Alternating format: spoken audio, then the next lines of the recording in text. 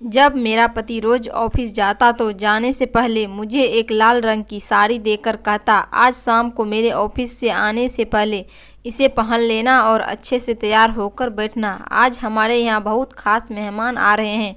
वे साड़ी ले लेती और शाम को तैयार होने लगती तो मेरे घर का नौकर मुझसे कहता, दीदी भगवान के वास्ते साड़ी मत पहनो वरना गजब हो जाएगा। तुम नहीं जानती हो सारी रात तुम्हारे साथ क्या खेल खेला जाता है।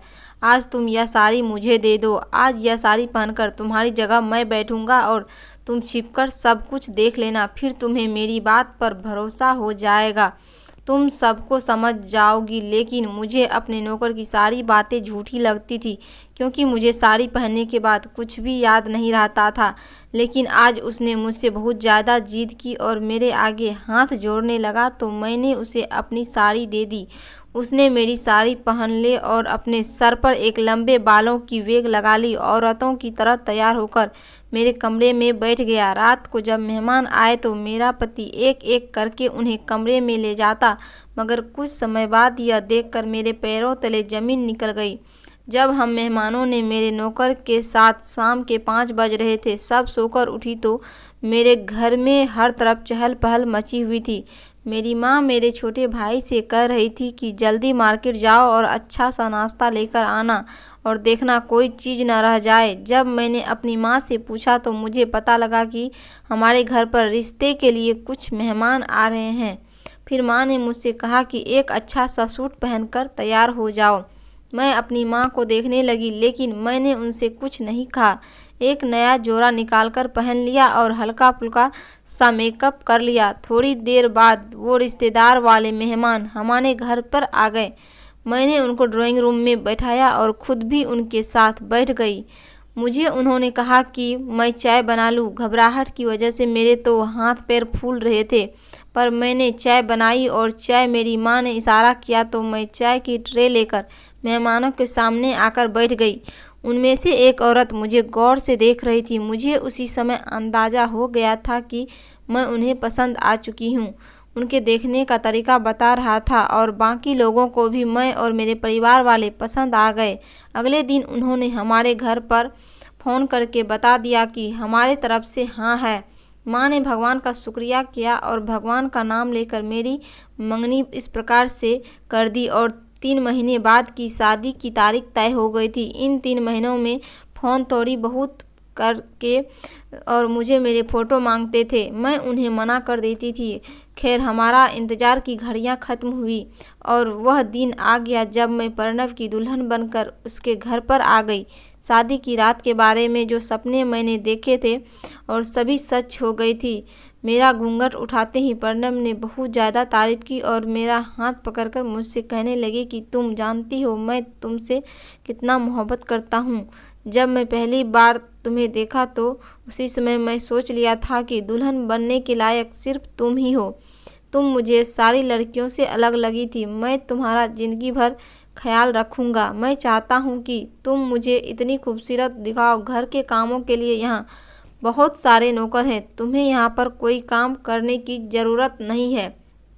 तुम मुझे खुश करना और मेरे लिए हमेशा सज संवर कर रहना, मेरे लिए इतनी ही बहुत है। उनकी बातें सुनकर मुझे बहुत अच्छा लगा था। अब तो मैं भी उनकी दीवानी हो गई थी। उन्होंने अपने सारे वादे पूरे किए जो उन्होंने शादी की रात मुझसे किए थे। वह रोज़ ऑफिस से घर आते तो मेरे लिए गिफ्ट ज़रूर लेकर आते। प्रणव की मोहब्बत ने मुझे सब कुछ भुला दिया था। हमने पहले से भी ज़्यादा खूबसूरत हो गई थी। प्रणव की मोहब्बत के मेरा रूप प्रतिदिन निखरने लगा था। जब मैं अपने मायके जाती तो मेरी दोस्त और मेरी पड़ोसी मुझे गौर से देखे और मुझसे कहती, तुम्हारी तो लॉटरी निकल गई है, तुम्हें इतना मोहब्बत करने वाला पति मिला है। मोहब्बत में डूबी दिन रात ऐसे गुजरने लगे, यहाँ तक कि मैं शादी को 5 महीने हो गए थे। एक दिन प्रणव ने मुझसे कहा कि उन्हें किसी काम से दूसरे शहर जाना है और वह मुझसे सुबह मायके छोड़कर चले जाएंगे और वे कुछ दिन के बाद वापस आकर मुझे लेने आ जाएंगे। उनके ऑफिस की कोई मीटिंग थी, इसलिए उनका जाना बहुत ज़रूरी था। मैंने कहा ठीक है। प्रणव ने मुझे शाम के टाइम मेरे मायके छोड़ दिया और खुद एयरपोर्ट की तरफ निकल गए। इसके बाद मेरी ज़िंदगी में जैसे तूफान सा आ गया। 19 दिन के बाद प्रणव मुझे मायके से घर तो ले गए, लेकिन वह मुझे बहुत बदले बदले लग रहे थे। अब वह मुझसे बात भी बहुत कम करने लगे थे। उनकी आंखें में मुझे पहले वाली मोहब्बत नहीं दिखती थी। अब मुझे उनके साथ अजनबी सा फील होता था। अब उनका ज़्यादा समय ऑफिस में ही गुजर जाता। जब मैं उनसे इस बात की शिकायत करती और मुझसे अपने बिजनेस का बहाना बनाकर देती, कहने लगते कि मुझे ऑफिस में बहुत ज़्यादा काम होता है। कभी कहते घर में हर ज़रूरत की चीज़ है, फिर तुम्हें किस चीज़ की ज़रूरत है? मैं अपने काम में बहुत ज़्यादा बिजी रहता हूँ, तुम्हें थोड़ा बदलाव करना पड़ेगा। मैं उनसे कहती कि मुझे चीज़ों की नहीं, आपकी ज़रूरत है। मगर शायद अब प्रणव के पास मेरे लिए वक्त नहीं था। मैं घर पर सारा दिन अकेली बोर होती रहती थी, इसलिए मैंने खाना पकाने वाले और सफाई करने वाली नौकरानी को छुट्टी दे दी। मैंने सोचा कि मैं सारा काम खुद ही करूँगी, हो सकता है इसी से मेरा समय गुजर जाए और मुझे इस प्रकार के इंतज़ार की तकलीफ़ भी नहीं सहनी पड़ेगी। लेकिन यह सिर्फ मेरा ख्याल ही था, क्योंकि मुझे घर का काम छोड़े हुए बहुत टाइम हो गया था। अब जब भी मैं घर का कामकाज शुरू की तो मेरी हिम्मत जवाब दे गई, मुझे यह काम संभालना नहीं जा रहा था। मैंने परेशान होकर प्रणव से कहा कि आप घर के कामकाज के लिए दोबारा नौकरानी रख लीजिए, क्योंकि मुझसे अब इतना सारा काम नहीं होता। लेकिन प्रणव कहने लगे कि अब हमें नौकरानी की कोई ज़रूरत नहीं है। वे वैसे भी घर में होते भी कौन है, एक मैं हूँ और तुम हो, और 2 लोगों का खाना बनाना कोई बड़ी बात नहीं है। प्रणव का यह जवाब सुनकर हैरान रह गई। मुझे हमेशा सजने संवरने की बात करते थे और मुझसे कहते थे कि तुम्हें किसी काम को हाथ लगाने की कोई ज़रूरत नहीं है। आज वही इंसान मुझे नौकरी की सैलरी पर बहस कर रहा था। सब सुनकर मेरा दिल टूट गया था, लेकिन मैंने उनसे कोई शिकायत नहीं की। अगले ही दिन प्रणव ऑफिस से घर वापस आए तो वो मुझसे बहुत खुश लग रहे थे। जब मैं उनसे वह वजह पूछी तो कहने लगे कि मेरे पास गुड न्यूज़ है, लेकिन वह मैं तुम्हें कल बताऊंगा। फ़िलहाल तुम मेरे लिए खाना लगा दो, मुझे बहुत भूख लग रही है। मैं सोचने लगी कि आखिर ऐसी क्या बात है जो आज ही इतना खुश है, लेकिन इनकी आदत तो अच्छे तरीके से जानती थी। जब कोई बात बताने से मना कर दिया करते थे तो फिर वह बताते ही नहीं थे। मैं चुप हो गई और खामोश से अगले दिन का इंतज़ार करने लगी। शाम के समय उनका इंतज़ार कर रही थी कि दरवाजे पर किसी ने बेल बजाई। मैंने जाकर दरवाज़ा खोला तो सामने गाड़ी खड़ी थी। पहले तो मैं पहचान ही नहीं सकी, क्योंकि प्रणव अपनी गाड़ी घर के अंदर खड़ी करते थे, लेकिन आज वह अपनी गाड़ी में बैठे हुए थे। उनके हाथ में बहुत सारे शॉपिंग बैग थे। जब मैंने दरवाज़ा खोला तो अंदर आने के बजाय शॉपिंग बैग मुझे दिखाकर कहे कि तुम जल्दी से नए कपड़े पहनकर तैयार हो जाओ और इसके साथ की जो मैचिंग ज्वेलरी है पहनना मत भूलना। मैं तुम्हें पार्टी में लेकर जाऊंगा। जब तुम तैयार हो जाओ तो मुझे कॉल या मैसेज कर देना, मैं तुम्हें लेने के लिए आ जाऊंगा। मैंने उनसे बैग लिए और अपने कमरे में आकर तैयार होने लगी। खुशी खुशी प्रणव के साथ जाने के लिए तैयार हो रही थी। मैं बहुत मेहनत और लगन से तैयार हो रही थी। लाल रंग की साड़ी और गोल्डन कलर की ज्वेलरी में इतनी खूबसूरत लग रही थी, मुझे खुद को देखकर समझ नहीं आ रहा था कि मैं ही हूँ। बार बार मैं अपने आप को शीशे में देख रही थी। अब ने पूरी तरीके से तैयार नहीं हुई थी। फिर से दरवाजे पर बेल बजी। मैं समझ गई थी कि दरवाजे पर प्रणव ही होंगे। वह मेरा इंतज़ार नहीं कर सके, इसलिए मुझे पहले लेने आ गए। मैंने जल्दी से अपने बाल खोले और घर के लॉक करके साथ गाड़ी में बैठ गई। जब प्रणव भी बहुत अच्छे से तैयार हुए थे, उन्होंने गाने की म्यूजिक लगा दी। प्रणव आप बहुत ही अच्छे मूड में थे और काफ़ी हंसी मजाक कर रहे थे और मुझे समझाने लगे कि जहाँ पर हम लोग जा रहे हैं वहाँ बहुत बड़े बड़े लोग होंगे और मुझे वहाँ पर सब लोगों से हंसी खुशी मिलना है। और फिर वह कहने लगे कि अगर इंसान अपनी बातों से दूसरे को इम्प्रेस करने में कामयाब हो जाता है तो वो बहुत सारे फ़ायदे उठा सकता है। उनकी बातें मुझे समझ में नहीं आ रहा था। थोड़ी देर बाद हमारी गाड़ी एक बड़ी से होटल के सामने पार्क की। उन्होंने हमारी गाड़ी का दरवाज़ा ऐसा खोला जैसे कोई राजकुमारी हूँ। मेरा हाथ पकड़कर वो होटल के अंदर लेकर चले गए। उनका अंदाज़ा आप मुझ पर बहुत ज़्यादा बदला बदला सा लग रहा था, क्योंकि मैंने उन्हें शादी के बाद पहली बार ही देखा था, जो आज सारी दुनिया के सामने देख रहे थे। खैर, जब हम उस होटल के अंदर आ गए तो एक बहुत बड़ा हॉल को बहुत ही खूबसूरती से सजाया गया था। हर तरफ लाइट जल रही थी। होटल में बहुत सारे ऑफिसर और उनकी पत्नियां इनवाइट थी। एक बहुत बड़ी पार्टी थी। यहाँ आकर मुझे थोड़ा नर्वस फील हो रहा था, लेकिन थोड़ी देर में मुझे पता चला कि मैंने खूबसूरती ने इनका अपनी तरफ खींच लिया है। वैसे तो मैं पहले भी बहुत ज़्यादा खूबसूरत थी और आज मैं ऐसे तैयार हुई थी जैसे कोई नई नवेली दुल्हन को तैयार किया जाता है। प्रणव ने भी बहुत ज़्यादा प्राउड से मुझे अपने दोस्तों से मिलवाया। उसके बाद हम सब लोग ने खाना खाया और वहाँ हल्का फुल्का म्यूजिक भी बज रहा था। माहौल मेरे लिए बहुत ही अजनबी सा था। ज़िंदगी में पहली बार मैं इतने सारे लोगों के सामने बैठकर खाना खाया था, जिससे मुझे कुछ घबराहट हो रही थी, लेकिन मैं प्रणव का साथ दे रही थी क्योंकि आज बहुत ज़्यादा खुश है। मुझे कुछ देर से ऐसा लग रहा था कि हमारे पास वाले टेबल पर जो आदमी बैठा है वह बार बार मुझे देख रहा था। उसका देखना मुझे ठीक नहीं लग रहा था और मुझे उसके देखने से उलझन हो रही थी। थोड़ी देर के बाद उसने टेबल से उठकर हमारे साथ ही हमारे टेबल पर आकर बैठ गया। बात करते करते पता चला कि वो मेरे पति प्रणव का सीनियर ऑफिसर था, लेकिन उसे देखने से कहीं से नहीं लग रहा था कि वह सीनियर। प्रणव ने मुझे मिलवाया। उसे हाथ मिलाने के लिए अपना हाथ आगे किया। ना चाहते हुए भी मुझे उनके सामने उसे हाथ मिलाना पड़ा था। मिलाते हुए उसने मेरा हाथ अपने हाथ से हल्के से दबा दिया था। उसकी हरकत मुझे बहुत बुरी लगी थी। प्रणव ने भी यह बात नोटिस की थी, लेकिन उन्होंने कुछ भी नहीं कहा।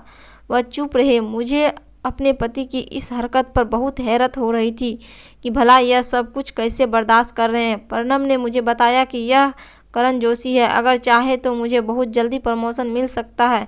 करण जोशी की बातचीत जारी है। यही वो बहुत ज़्यादा दिलचस्पी बातें कर रहे थे, लेकिन बराबर ही मुझे देखे जा रहे थे। जब पार्टी खत्म हुई तो करण जोशी मेरे पति से हंसकर बातें करने लगे। वह उनके साथ साथ ही चलते हुए होटल से बाहर आकर मुझे उनका हमारे साथ में चलना बहुत ही मुश्किल और अच्छा नहीं लग रहा था। खैर, अब हम पार्टी से अपने घर पर वापस आ गए थे। प्रणव ने घर आकर मुझे शुक्रिया अदा किया क्योंकि पार्टी में मैंने उनका पूरा साथ दिया था।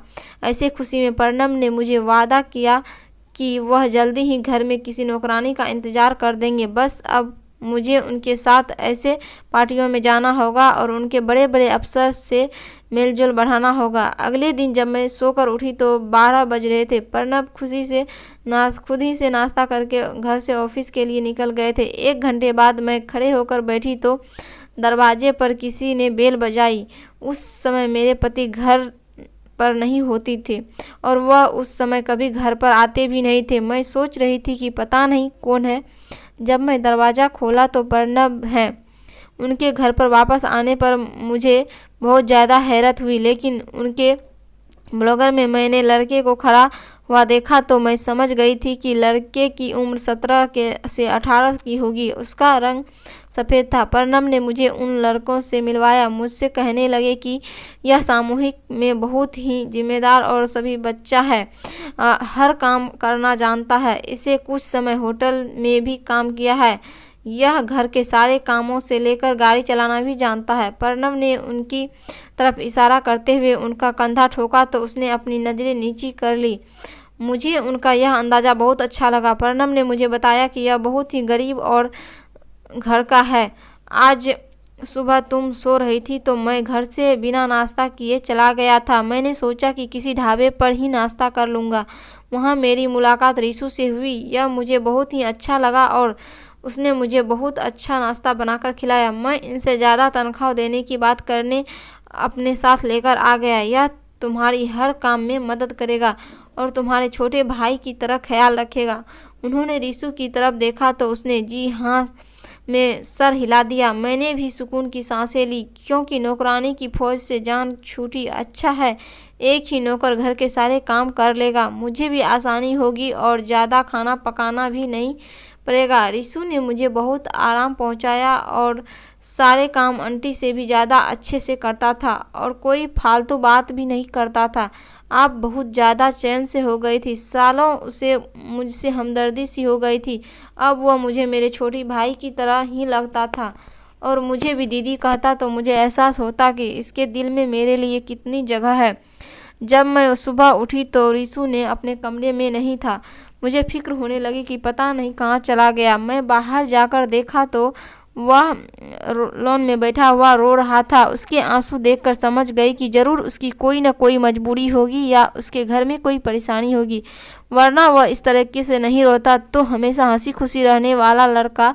फिर मैं रिशु के पास गई। उसने मुझे देखकर तो अपने आंसू मुझसे छुपाने लगा। शायद मुझे अपनी परेशानी बताना नहीं चाहता था। मैंने उससे काफ़ी पूछने की कोशिश की, लेकिन उसने मुझसे कुछ भी नहीं बताया। मैंने सोचा कि शायद उसके घर में पैसों की परेशानी होगी, इसलिए मैंने उसे कुछ पैसे दिए, लेकिन उसने पैसे लेने से मना कर दिया। इतने में प्रणव का फ़ोन आ गया। तो कह रहे थे कि आज हमारे घर पर कुछ मेहमान आ रहे हैं, तुम रिशु से उसे खाना बनवा देना और खुद भी लाल वाली साड़ी पहनकर तैयार हो जाना। तो मगर मेरे मेहमानों से बातचीत करती रहोगी तो उनका दिल लगा रहेगा। उनके दोस्तों के बारे में सुनकर तो मुझे घबराहट होने लगी। करण जोशी का बर्दाश्त करना तो मेरी बस की बात नहीं थी। उनकी गंदी नज़र उस दिन मेरे ऊपर ही टिकी हुई थी, जिसे मैंने खूब ध्यान से देखा। तो मैं मजबूर और प्रणव के कहने से तैयार हो गई। रात के 7 बजे पर अपने मेहमान को लेकर आ गए थे। फिर वही हुआ जिसका मुझे डर था। प्रणव के साथ आने वाले मेहमान और कोई नहीं बल्कि करण जोशी ही थी, जिनको देखकर ही मेरे मूड खराब हो गया था। मेरे दिल तो नहीं चाहती थी कि उनसे बातचीत कर मैं, मगर मजबूरन मुझे उनसे बातचीत करनी पड़ी। मैं इस प्रकार करण जोशी के ड्राइंग रूम में आए थे। करण जोशी बहुत ही अजीब तरीके से मेरे सामने बैठी हुई थी, मगर उन्हें कोई खबर नहीं था कि थोड़ी देर बाद प्रणव के मोबाइल पर किसी का फ़ोन आया। फ़ोन पर बात करते हुए कमरे से बाहर चले गए। अब कमरे में मैं और करण जोशी अकेले ही रह गए थे। करण जोशी मुझसे खुलकर बातें करने लगे तो मुझे उनका यह अंदाज़ा पसंद नहीं आया। वो अपनी इतनी अजीब अजीब बातें कर रहे थे कि मेरा जवाब देना का दिल नहीं कर रहा था। 15 मिनट हो गए। जब प्रणव कमरे में वापस नहीं आए तो मैं उठकर कमरे से बाहर जाने लगी। मुझे करण जोशी के साथ बैठना बहुत ही अजीब लग रहा था। उससे पहले मैं उठकर खड़ी होती, मिस्टर करण जोशी ने मेरा हाथ पकड़ लिया। उसकी इस हरकत पर मुझे बहुत गुस्सा आया। मेरा दिल तो कह रहा था कि मैं उन्हें एक जोरदार थप्पड़ मारूं, लेकिन मैंने अपने गुस्से को ठंडा किया और आराम से उनसे कहने लगी कि करण जोशी, आप यह क्या कर रहे हैं? आप मेरे पति के दोस्त हैं और उनके सीनियर अफसर, इसलिए मैंने आपकी बहुत इज्जत करती हूँ। अगर अपनी बदतमीजी बंद नहीं की तो मैं भी अपनी बदतमीजी पर उतर आएंगे। उन्होंने मेरी इस बात से जैसे कोई फर्क नहीं पड़ा। वह सुकून से खड़े होकर मुझे घूर रहे थे। मैंने उनसे अपना हाथ छुड़वाना चाहा तो वो मेरे करीब आने लगे। मुझे मेरे चेहरे लाल हो गए। वहाँ से फ्लोर पर उठाया और उनके सिर पर मार दिया। उनके सर से थोड़ा खून बहने लगा तो वो चिल्ला उठे। उनकी चीख सुनकर मेरे पति कमरे में आ गए। करण जोशी दर्द से चीख रहे थे और मेरे पति को बहुत गुस्सा आ रहा था। बजाय उसको वह अपने दोस्त में करण जोशी को कुछ कहते, उन्होंने उल्टा मुझे ही डांटना शुरू कर दिया। कहने लगे कि तुम पागल तो नहीं हो गई हो? यह तुमने क्या कर दिया? अभी और इसी समय से माफ़ी मांगो। मैंने उनसे माफ़ी नहीं मांगी और उनकी तरफ देखते हुए ज़मीन पर थूक दिया और कहने लगी कि करण जोशी आकर इस पूरे देश के राजा भी होते तो मैं उनसे भी माफ़ी नहीं मांगती। उल्टा उन्हें भी मुझसे माफ़ी मांगनी चाहिए, जो गंदी हरकत उन्हें मेरे साथ की है। मेरी बात सुनकर प्रणव ने मुझे बहुत ज़्यादा गुस्सा से देखा और मुझे कहने लगी, अगर तुमने करण जोशी से माफ़ी नहीं मांगी तो मैं तुम्हें यहाँ खड़े खड़े डिवोर्स दे दूँगा। अपने पति के बात सुनकर तो मैं हैरान रह गई। क्या कोई भी सभी इंसान अपने दोस्त की खातिर अपनी पत्नी को तलाक दे सकता है? मेरी जिद पर अड़ी रही, क्योंकि करण जोशी की हरकत ऐसी थी कि उन्हें माफ़ी मांगने का तो सवाल ही पैदा नहीं होता था। मुझे खामोश खड़ा होकर देखकर प्रणव उल्टी गिनती गिनने लगी और सोच रहे थे कि अगर वह मुझे छोड़ने की धमकी देंगे तो मैं करण जोशी के घर पर पढ़ने लगी होगी और उसने माफ़ी मांग लूँगी। लेकिन मैं भी अपनी बात से नहीं हटी और मैंने उनसे माफ़ी नहीं, यानी उसके बाद प्रणव ने मुझसे कहा कि तुम पेपर का इंतज़ाम करना, मैं तुम्हें दे दूँगा। मैं हैरत की नज़रों से उन्हें देखने लगी। मुझे समझ में आ रहा था कि प्रणव ने मुझसे इतनी मोहब्बत करते थे, फिर वह मेरे साथ ऐसा क्यों कर रहे थे, वो भी अपने इस घटिया दोस्त की खातिर। करण जोशी ने यह सब कुछ देखकर मुस्कुरा रहे थे और बड़बड़ाते हुए हमारे घर से चले गए। मेरे पति भी उनके पीछे पीछे गए और वे बर्ताव के लिए उनसे माफ़ी मांगने लगे।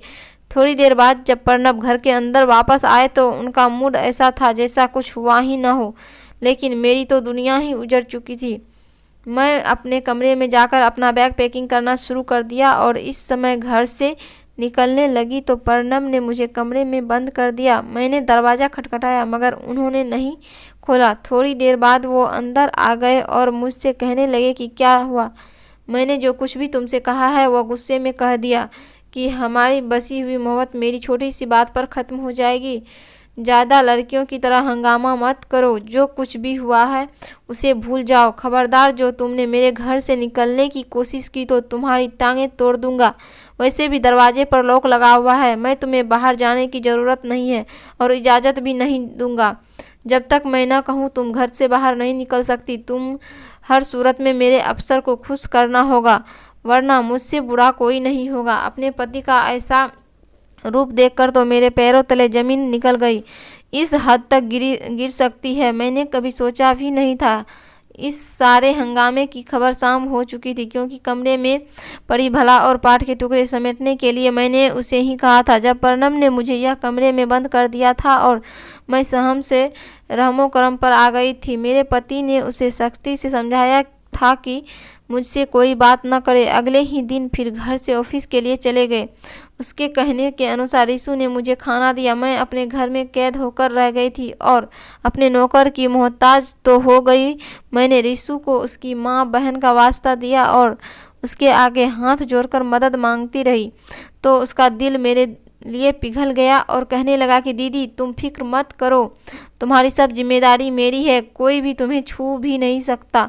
तुम्हारा पति भगवान माफ़ न करे घटिया और गिरा हुआ आदमी है। हमारे यहाँ तो ऐसा बिल्कुल भी नहीं होता, और अगर कोई अपनी पत्नी के साथ ऐसी घटिया हरकत करने की सोच भी ली तो उसकी नस्ल ख़त्म कर दी जाती है। रिशु की बातें सुनकर मुझे अंदाज़ा हो गया था कि मेरी मदद ज़रूर करेगा और मुझे अकेला छोड़कर नहीं जाएगा। थोड़ी देर के बाद रिशु मेरे कमरे में वापस आया और मुझसे बोला कि दीदी मैं तुम्हें बात बताना चाहता हूँ। मैं तुम्हें बताना चाहता था मगर मुझे याद नहीं आया। वह घटिया इंसान मेरा मालिक और तुम्हारा पति किसी से फ़ोन पर बातें करके कह रहा था कि कल हमारे घर पर ही साहब आएंगे और आप हर सूरत में उससे मिलेंगे। रिशु ने उन्हें जब यह बात मुझे बताई तो मुझे समझ आ गई थी कि मैं करण जोशी की बन चुकी हूँ। इसी सोच में हालत में मेरी सारी रात गुजर गई। पूरी रात मेरे रोते हुए गुजरी और भगवान से प्रार्थना कर रही थी कि वह मेरी इज्जत की हिफाजत करे। अगले ही दिन रिशु मेरे पास आया। उसके साथ खुली हुई थी और वह काफ़ी जल्दी में लग रहा था। दरवाज़ा खोलकर मेरे कमरे में आया और मुझसे बोला, यदि तुम अपने खूबसूरत सा जोड़ा तुम मुझे दे दो। मैं उसका चेहरा देखते हुए बोली, ऐसे में तुम्हें मेरे कपड़ों की क्या ज़रूरत है। तो वह कहने लगा कि यह समय ज़्यादा बातें करने की नहीं, बस आप मुझे यह अपना अच्छा सा जोड़ा दे दो। मैंने उसे अपनी साड़ी निकाल कर दे दी। मेरे साड़ी लेकर कमरे में चले गया। फिर थोड़ी देर के बाद और साड़ी पहनकर मेरे कमरे से दोबारा आया तो उसे देखकर मेरे हंसी निकल गई, क्योंकि उसने बहुत ही अजीब तरीके से साड़ी पहन रखी थी। उसकी जिद करने पर मैंने उसके साड़ी से बांधी। अब वह पूरी तरीके से औरत लग रहा था। उसने अपने सर पर मेरी ही तरह लंबे बालों से वेग लगा रखी थी। मैंने उसे कहा कि रिशु यह तुम क्या कर रहे हो, क्या तुम्हारा औरत बनने का इतना ही रहता है। तो मैं उस समय अपने सारे दुख वाले भूल गई थी और हंसी मजाक करने लगी। उसने मुझसे कहा कि दीदी आप यहाँ से जाइए और मेरे कमरे में जाकर बैठ जाना।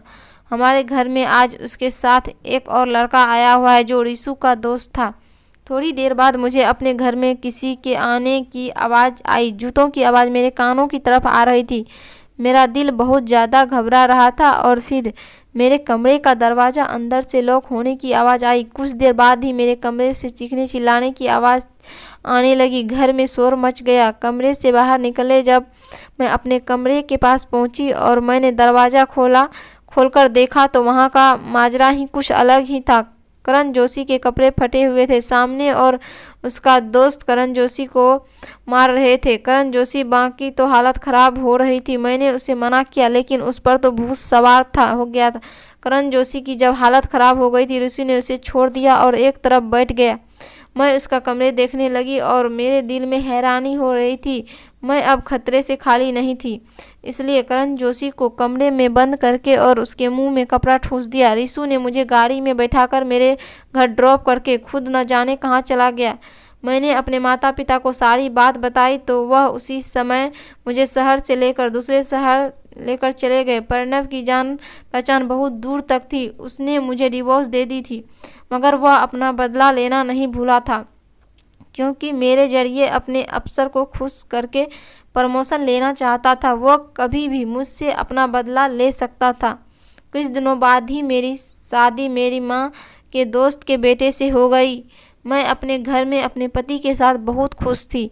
मेरा घर छोटा सा था और मेरे पति छोटी सी नौकरी करते थे, लेकिन मेरी बहुत ज़्यादा इज्जत करते थे और मेरा बहुत ज़्यादा ख्याल रखते थे। मेरे घर में खुशियाँ ही खुशियाँ थी। भगवान ने मुझे बच्चे की भी खुशी दे दी थी। ऐसा होने के बाद प्रणव के बॉस ने उसके ऊपर फ्रॉड केस करके उसकी सारी जायदाद हथिया ली थी और उसे जेल भिजवा दिया था। आगे मैं बस इतना ही कहूँगी कि भगवान दुश्मन को भी ऐसा पति न दे जो अपनी पत्नी की इज्जत नीलाम करना चाहता है, अपनी पति की सीढ़ियों बनाकर आसमान की ऊंचाइयों को छूना चाहता है। धन्यवाद।